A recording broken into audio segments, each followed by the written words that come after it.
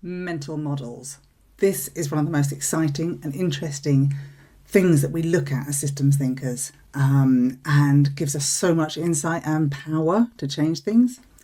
So, considers how mental models affect current reality and the future. From this picture here, you get an idea of what mental models look like and how they affect us. So the small child is seeing the doggy in the window and how much fun it would be to have a dog to play with and cuddle, all those wonderful things. But the parent is looking on thinking, this is going to be expensive and it's going to be difficult. I'm going to have to walk the dog all the time and pick up poop everywhere and. So we have these different windows that we look into the world from. And these are our assumptions and beliefs, and they are really juicy things that are really fun to look at. So a systems thinker is aware of how beliefs and attitudes influence the way a system behaves. So these beliefs and attitudes, these are our mental models. That's what it means by beliefs and attitudes. These are our mental models. It's explained really well in the iceberg model, which was, I believe, created by Donella Meadows. You've got the tip of the iceberg. These are the things we observe in our world, in our timeline, in events. These are events. These are things that are happening. But underneath that are patterns of behaviour, which we looked at as one of the other cards from the Water Centre. Patterns of behaviour. But underneath that is the structure of the system. This is how we built it. This is the nature of supply and demand or something like that. But under that, at the very bottom of the iceberg, mental models.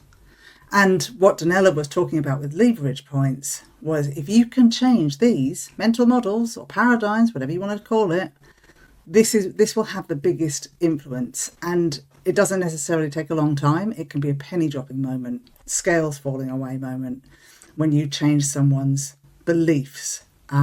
Or even just let them see it. I remember thinking about what I call the floordrobe. I think a lot of people call it that, or the chairdrobe.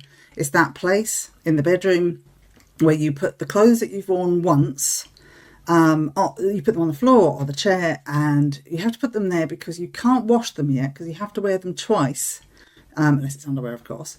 So it has to go on the chair or the floor and to be worn again, because you can't put it in the washing machine if it's only been worn once, but you also can't hang it back up in the wardrobe because it's been worn once. It's now sort of dirty. And I was bothered by the fact I was stepping over this floordrobe, getting up in the morning, going to bed at night, getting annoyed with myself. Why am I so messy? Why can't I deal with this? And I started looking at it. Why do we even have this? Who said that I can't put clothes that I've worn once back in the wardrobe? It's my wardrobe. These are my clothes. I don't really mind if something's going to hang next to it that's been worn once. Okay, if I went into London and on the tubes, then maybe that can go in a wash with one wear. But who said? Where did this belief come from that I can't put something back in the wardrobe that's been worn once? Where did the belief come from that I can only wash something when it's been worn twice? It's looking at these beliefs and assumptions, and until I looked at it properly and wondered about where I got these rules from, was it my mum? I don't know, culture. Until I looked at it, I didn't see it. I was just doing the behaviour and getting annoyed with myself. When I finally saw it, I can't say I've stopped doing it, but when I finally saw it, at least I now know why it's there, why it happens, and I can do something about it. So that's how important mental models are.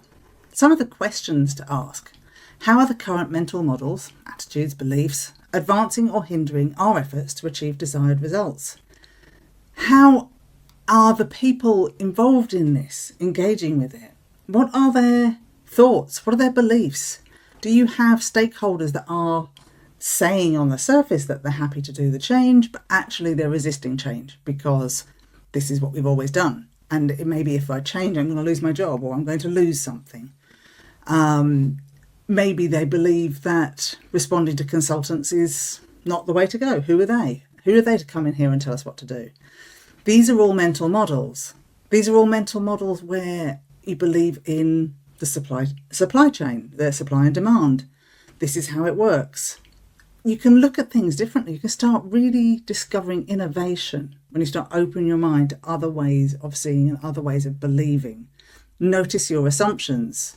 Ask yourself, have I assumed this? Do I know where this come from? Is this a belief? Is this helpful? How am I helping others see the influence that mental models have on our decision making?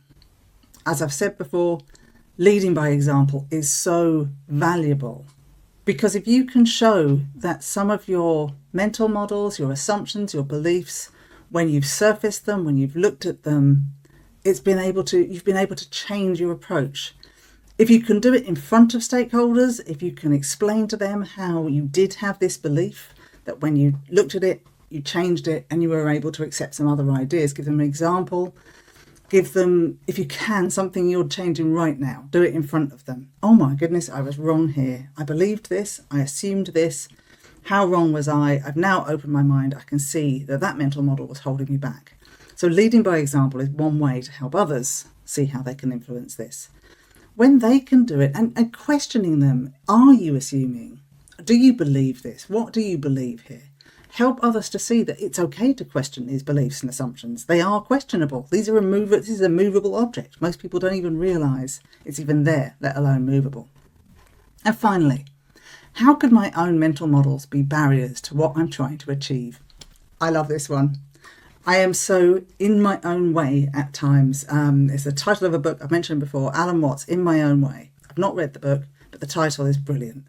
It's got so many different meanings. I'm doing it in my own way, but I'm also in my own way.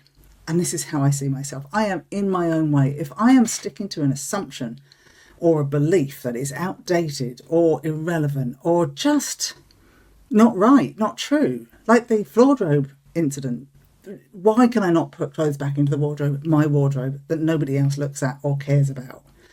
I can change that belief. I can question it. I can move it. And I can get out of my own way. I can make things easier. We make things so difficult for ourselves by sticking to a belief or an assumption, or we do this because that's what we've always done. Everybody has experienced either hearing that or feeling that themselves. This is what I do. Why do I do that? So am I getting blocked? Am I stopping myself from seeing all the options here because I believe this? And what if I believed something a bit wider? What if I questioned my assumptions and my attitudes? We can really hold ourselves back by some of the things we believe. And we can see other people doing it as well. But they are so, so powerful. Going back to the iceberg model, this is what's underneath everything. It's our beliefs, our mental models, our attitudes, our paradigms. If you can change something there, you're going to get some big change in some of the systems you're working with. Really worth a try.